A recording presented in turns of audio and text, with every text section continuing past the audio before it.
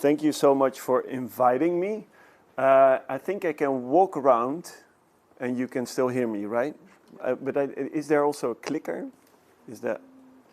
So thank you for inviting me and talk about the Catalyst project today. And I'm also happy that you're here, so we can have a discussion afterwards also on this topic. And I must say, I'm a big research enthusiast. But I'm going to also talk about the bad things that are happening in research, which I'm also very enthusiastic about it.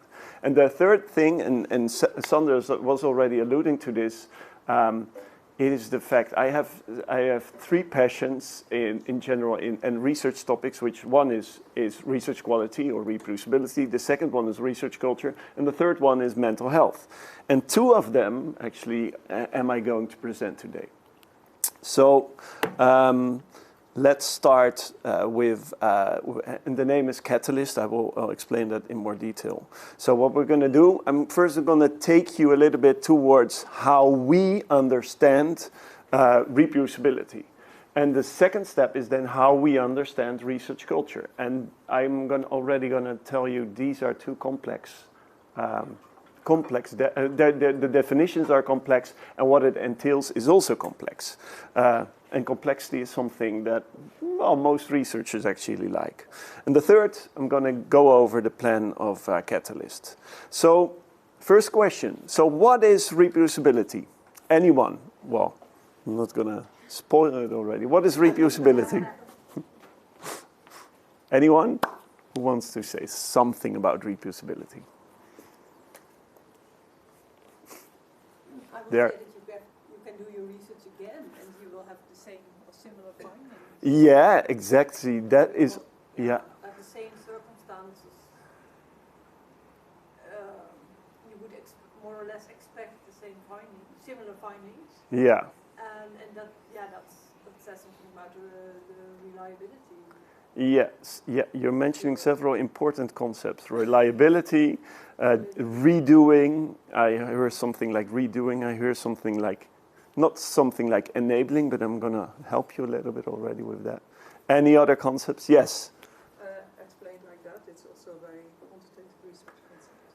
Ah, okay. Well, I can respectfully disagree with that, but... Of course, you can talk about reproducibility, quantitative research, but it's put like this.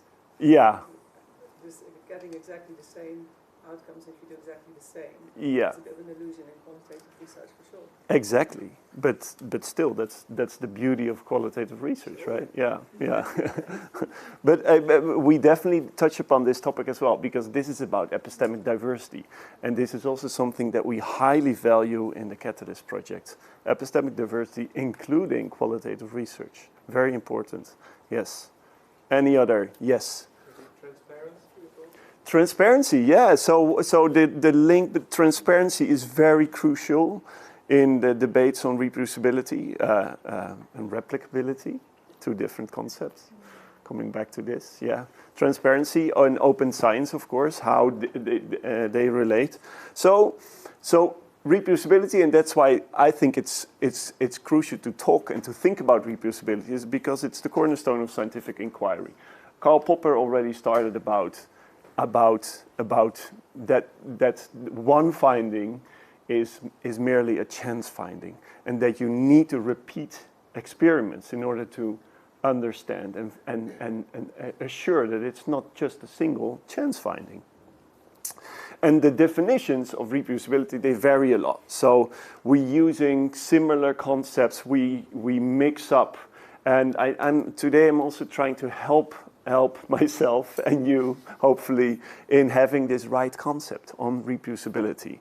And I think at the highest level, and this is exactly what Professor Tilkens is alluding to, is that it's just obtaining consistent results when repeating experiments and analysis in quantitative research.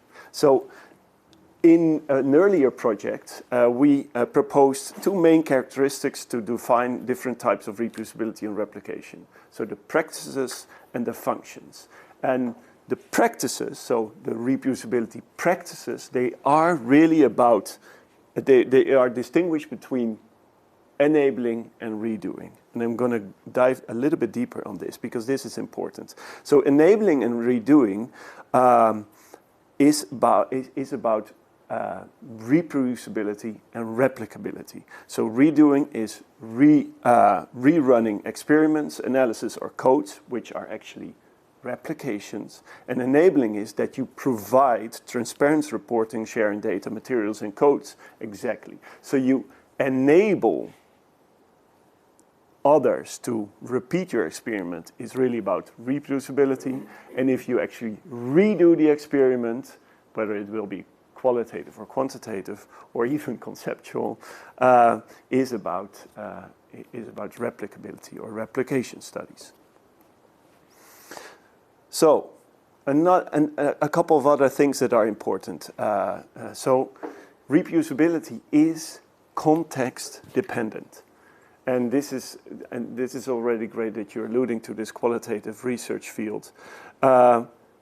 Every field has a different need for reproducibility.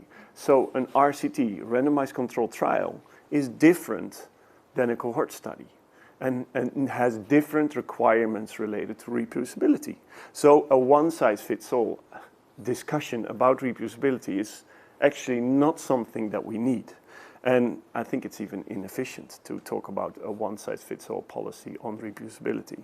We really should take epistemic diversity into account. Reproducibility is also active beyond openness. So simply making data open or transparent is insufficient. So to be truly reproducible, shared research must be curated, documented, and context-aware, enabling realistic feasibility, right? And there are many, so reproducibility has many challenges. So the barriers, there's low personal gain if you really engage in reproducibility practices. There's fear of judgments for errors. There's lack of training, of course.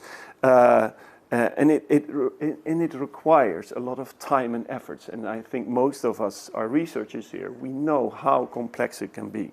So if we want to talk about, if we want to talk about reproducibility practices and we are researchers, we really want to order, to categorize these practices, right? We want to know what practices are actually out there and how we should classify them in a research process. And I'm very happy that Ilse de Jong is actually nodding at the moment because I'm going to refer to her work at the moment that we are doing together in the Transparency Project, because we have actually made this categorization for the first time about reproducibility practices.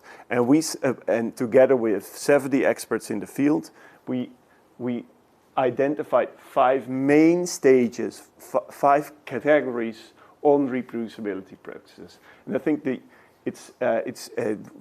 I'm sure that Ilse is going to present once on one of the future RIOS Symposia about this as well. Hopefully, well, I'm quite sure about this.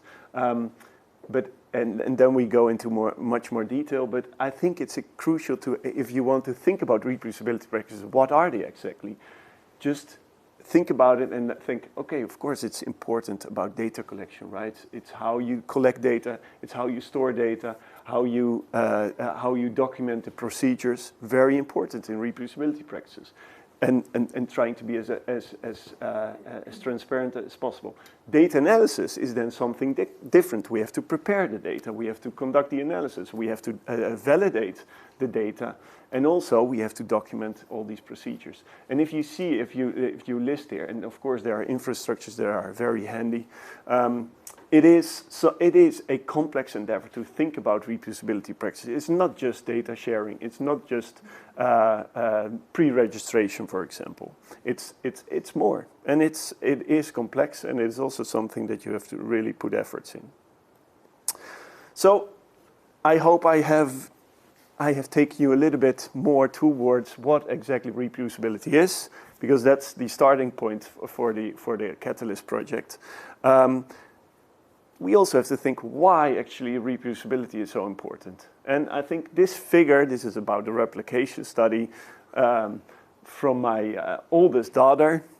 She does make an observation. She forms a hypothesis. Yes, I can eat this. Then she performs the experiment. She analyzes the data. Of course, she is reporting her finding. And then she invites others. And this sixth step is the most important one. Her baby brother, yeah, why not? It's a brother. Invite others to reproduce these results. This is, in essence, about replication, right? And this is why it is important, because if you're the sole person that actually finds this, you're not sure whether this, what is it, cabbage is actually rotten or not. So, if you dive deeper, because this is very easy, why reproducibility is so important. The essence is, of course, that we want to distinguish signal from noise, right? You want to know for sure that it's not a chance finding what you find, because we always brag about that. Well, I'm not convinced about this idea at all, but we always say, well, science is self-correcting, right? You have heard about this? Do you all agree? No, luckily, okay. But that's why we need replication studies and we need reproducibility. The second one, and I dive into this in more detail in a minute, it's about enabling cumulative knowledge, right? Science is built, we stand on the shoulders of giants. That's also always what we hear about science, right? So we build on prior findings. So if these findings are unreliable, well, then future work is compromised, and bad bricks weakens the whole structure. So it establishes generalizability, also very logical, I think. It may, the fourth one is, it may detect misconduct, right? Because if findings are scrutinized through replication attempts, so QRPs such as selective reporting or peer hacking become harder to remain undetected. It's easier to detect them then, right? Of course, it supports evidence-based practices, and I think this is also an important one. It has an epistemic humility perspective, right?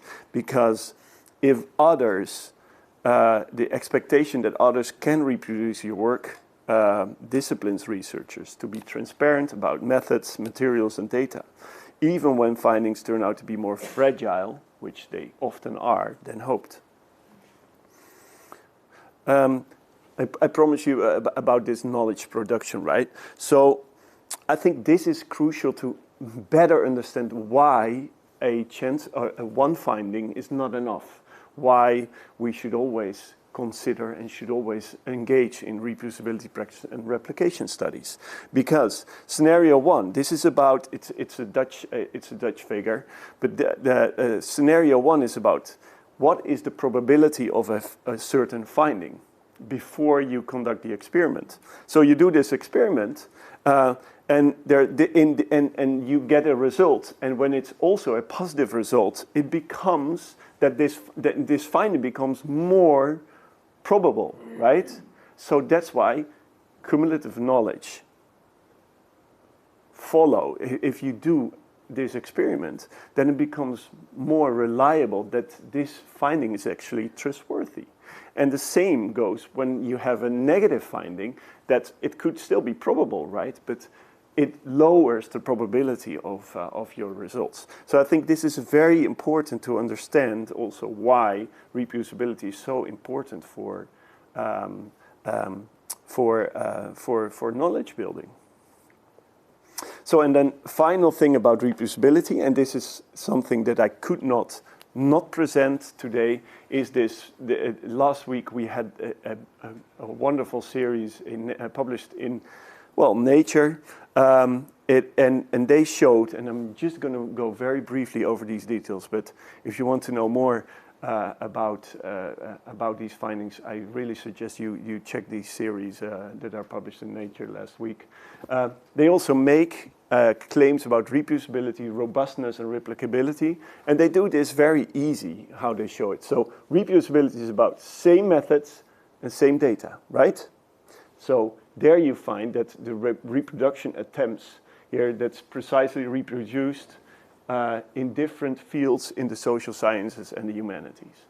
And you can read here, and then some people think, well, this is really bad, or this is bad research. But I think, and I hope I can convince you to have a different standpoint on this, but I think that's not the first thought that we should have. Come back to this in a minute, because so reproducibility is about same methods and same data, and you can find here your preferred social science and humanities discipline. And it is, of course, very interesting to see. I think they included over 150 different studies for these results. So the second one is about robustness, right? It's about different methods and the same data. You check these findings with the same data, but you use different methods. And there you can also find different outcomes. And the third one, which is about replicability, right? The redoing, not the enabling, but the redoing. And there you also see different fields in the social science and humanities. Same methods, but different data. And what we can learn from this, and this is something that Brian Nosek and Tim Arrington, please remember this name, Tim Arrington, because he will come back today in a minute. Tim Arrington. But one of the leads of these studies, and what Brian Nosek says, and that's why I think this is crucial, it's not something that we should say, oh, this is bad research, but exactly the same discussion that we just had about qualitative research. It's something, we have a new finding, right? This should be interesting, and it could be the same finding, a similar finding, it could be inconclusive, it could not be replicated, but it is always a way to learn about research outcomes. Okay, we have to speed up a little bit. Because this was just explaining about reproducibility, and I still have to go over research culture and catalyst. So, one last slide for reproducibility in open science, and I promised this slide to Sander. So what is then different between open science and reproducibility practices? I think they are very similar. They have the same ambition, a lot of similar ambitions, right? But I think in essence, it's about open science creates the conditions for reproducibility. I think that is the difference between open science and reproducibility, and the practices that we share, the open science world with the reproducibility world, which is actually quite similar, is about open data, of course, open materials and protocols, pre-registration, open access, and registered reports. So you see it here. There's a lot of overlap, but for example, the equity of access is not something that is a core topic for reproducibility, and the same goes for citizen science, for example. So, what are the main challenges for reproducibility? And this is something that I want to highlight because they come back in the Catalyst project. So, the main challenges for reproducibility, the first and foremost is that the uptake of reproducibility practices or the uptake of open science practices remains low. And I will highlight that in a minute. So the second one is that the institutional and individual efforts have not changed the behaviors of researchers. So there's a persistent attitude-behavior gap. Second one, come back to that in a minute. The third one is about epistemic diversity, right? So it plays a crucial role in discussions around reproducibility. So one reproducibility practice may not be equally relevant or feasible everywhere in empirical studies. And the best example is about qual research because it has a different method. It has a different way how we create knowledge. And the interpretation of knowledge is also very different. But still, you can still think about pre-registration of qualitative research. Well, I'm not going to go into this discussion today, but I think that is a wonderful example how we can, well, I think we agree on this, how we can further the rigor of qual research. And the fourth one is that research culture could be a crucial lever to foster these practices, while it is often overlooked. Just some figures so that you know how bad it is with open science practices or reproducibility practices. So this is from studies, I think, 2 or 3 years ago. Only 8% of published papers declare data availability. Any opinions on this? yeah, okay. And even 2% of these published papers, they share data. So we have these in our policies, right? We have to share data. We have to share codes. But this is exactly this practice behavior gap, right? And the second one, I am alluding to this, that we have policies, we have networks, we have tools, they all exist, but researchers still at the shop floor, they fail to translate them into practice. And it's even at my department, it's also difficult to engage in all these practices. So we have to be the how's it called, the braafste jongetje. Is the role model here? Yeah, we have to be the role model, and still that's complex and difficult. And culture is shaped by practice, and they happen at the meso level. So I talked already about institutional and individual practices, but on this group level, we do not have interventions. We do not have a lot of policies, and we don't know exactly what we have to do there. And that's why Catalyst is really focusing on this departmental or group level, that we think that if we want to close or make it smaller, this gap, this practice behavior gap, we should focus not on the institution, not on the individual, because we did this already for years, but on the group level. So in conclusion, I think fostering positive research culture on group level or departmental level is the way forward. But how? And this is also something that is something that we are using everywhere at the moment. This pyramid of Brian Nosek, published in a blog post. We have had extensive discussions on this pyramid, but in essence, what he says in this blog post. So if we assure that we have the policies, we have the incentives, we have the communities, we have the tools, and we have the infrastructure, then culture change will happen. Okay, let's hope so. Well, let's hope so. I think that may not be enough, because they're all here at the moment. We have the tools to engage in sharing data, to engage in pre-registration. We have the communities. The reproducibility network is really growing. This community, for example, we're here together. We have a bunch of people. We have the infrastructure. Well, we are really getting there. We're doing a lot. But the incentives, maybe we don't have much incentive, but we do have the policies. So what's happening then? What about research culture? Research culture refers to, so first, what is it exactly? So research culture refers to the beliefs, customs, practices, values, and behaviors that define a group of people or society. It includes language, tradition, arts, and social norms. Very broad, right? This is very broad what is it exactly? What is standing here? It's a very broad concept. So we talk about research culture, and when I talk about research culture as well, there's so many different things that we have to take into account. So what is exactly that can help us if we really want to close this practice behavior gap?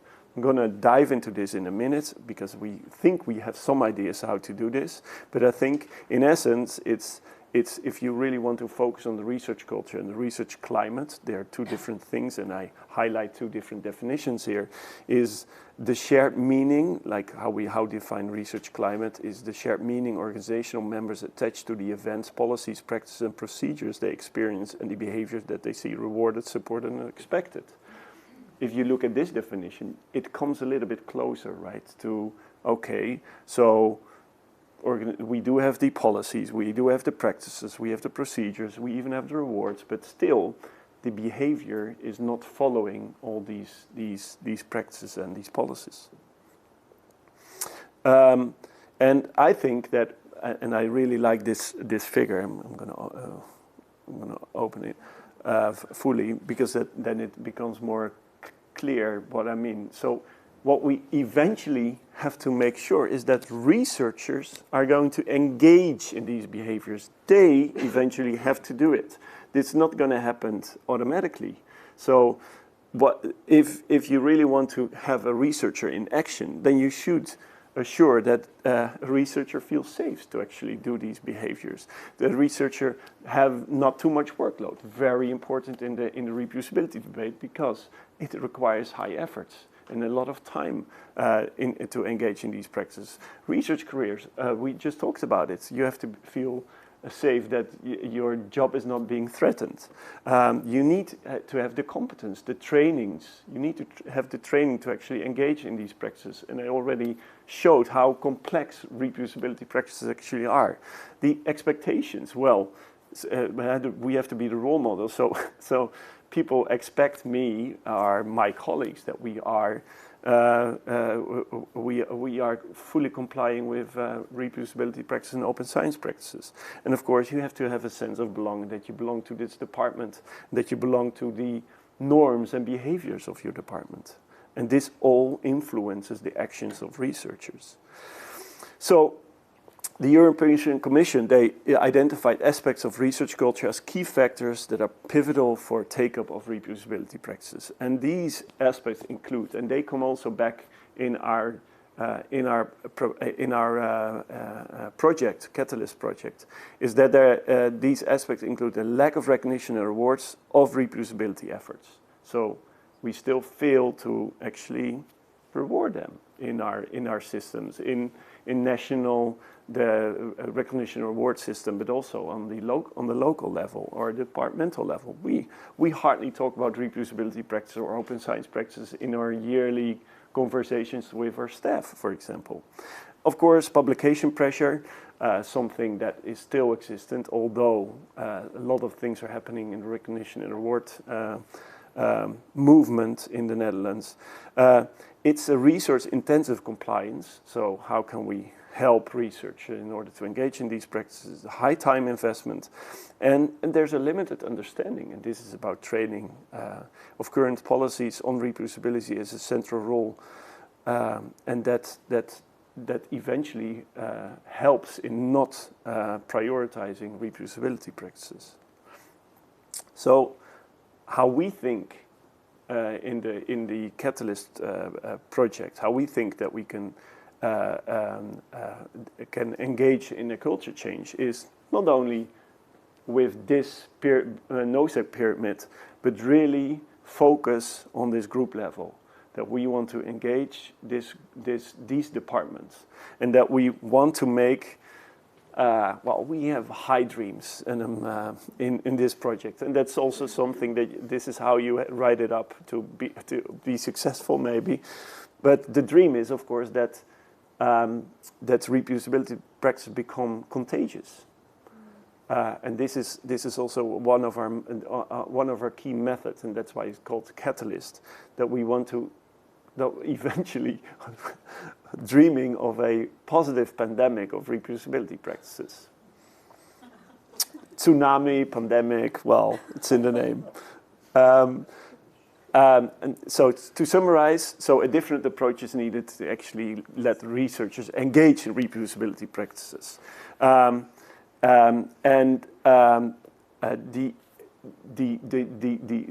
way forward that we think is that research culture should have a central role in the adoption and the uptake of reproducibility practices.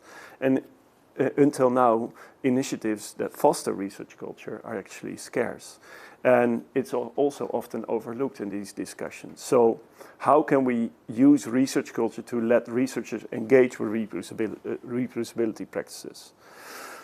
Well, this is, now we're coming to the project, and I think I have 5 minutes left, right? Yeah, that's fine, because the project hasn't started yet, so I cannot show anything. It will start in September, but this is like the background that can help you understand why we're thinking about this approach in engaging, let researchers engage with reproducibility practices. So we have a core team members. We are the coordinators, Rita and I. Rita is also involved, I didn't tell yet, but we were together in writing this proposal, and we are the coordinators, and together with the University of Oslo, Coimbra in Portugal, the No Center in Austria, Pensov from Bulgaria, the University of Bristol in the UK, and the UK and the Global Federation of Reproducibility Networks, they are all engaged in this project. And what we do, we have 5 different objectives. So what we first want to do, we want to, and this is really, well, if you want to learn more about European proposal writing knowledge, this is the knowledge that you have. This is the wording that you have to use. So in objectives, so adapt, exchange, and engage. This sounds really good, right? Yeah, fantastic. Yeah, thank you. Yeah. So what we do, we co-design with departments actually interventions on research culture. So we first gather the available evidence on research culture interventions, and then we co-design interventions with catalyst sites. So we have engaged a total of 15 different catalyst sites from all over Europe actually, and two partners, one from Indonesia and one from Canada as well. A total of 15 partners, and we are all helping them. They are called the catalyst sites, and we're all helping them in engaging. First, talking with them what type of research culture intervention they need, and we have a toolbox of research culture intervention, and then start deploying a strategy to let them engage in reproducibility practices through the lens of their research culture needs. So that's what we deploy and demonstrate. Then we scale up and roll out. Also sounds good, right? Yeah, yeah. And eventually sustain, of course. So the idea is that we think that reproducibility practices / open science practices are contagious.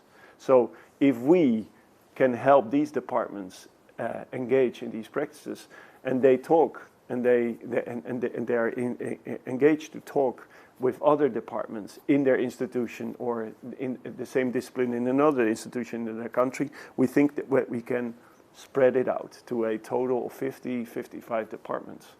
And then, who knows, right? Then if further scaling up could be possible. Yeah, well.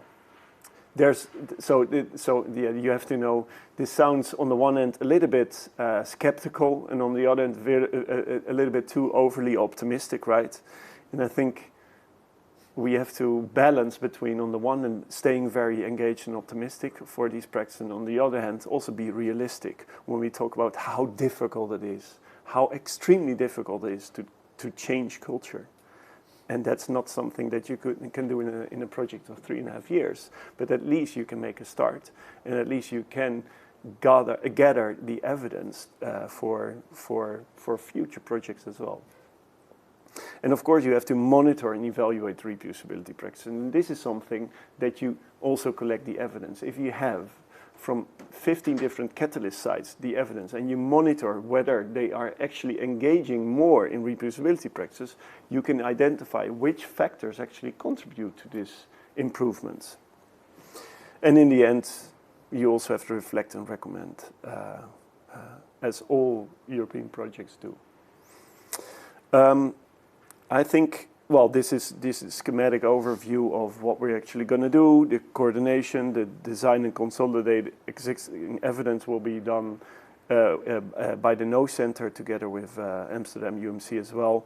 We really have the rollout and the scale up done by University of Bristol, because they are very much the lead of that work package is really engaged in the. Is really into the Global Federation of Reproducibility Networks. The University of Coimbra has a lot of experience and knowledge on monitoring reproducibility practices, and Pensov is a player for the communication and dissemination of the results. I think, yeah. So what what we think is that it's still important to consider when we talk about potential levers and potential barriers that would hinder the uptake of these practices. I think potential levers would be training and workshops, as we talked, mentoring, local handbooks, internal quality control standards, guidance, policy documents and practices, etc. And of course potential barriers, and we try to overcome these barriers in the project as well, like the time pressures, the lack of interest by some of the staff members, of course, inertia in it, not engaging in the practices. Of course there's also resistance, because we did it, well, this is what you hear all the time, that you hear all the time is, well, we did it always for the last 20 years this way. Why should we change our practices? Of course, very often heard. And we have to change these practices, etc. So more potential barriers that are presented here.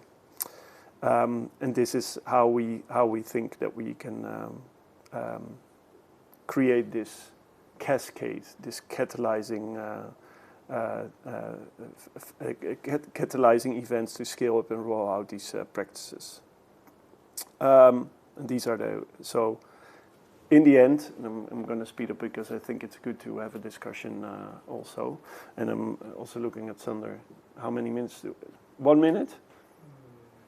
If you can try to wrap up. Yeah. So what the project will eventually end up with a collection of interventions that promote culture change, a toolbox with reproducibility interventions, also held by earlier projects, indicators to measure research culture change and reproducibility practices, a dashboard with monitoring of reproducibility practices, and evidence on the rollout mechanisms, and ideas of what works when and where.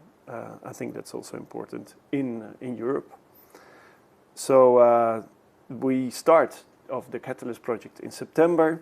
We're currently working towards hiring a PhD candidate, and that's it. So thank you so much for your attention.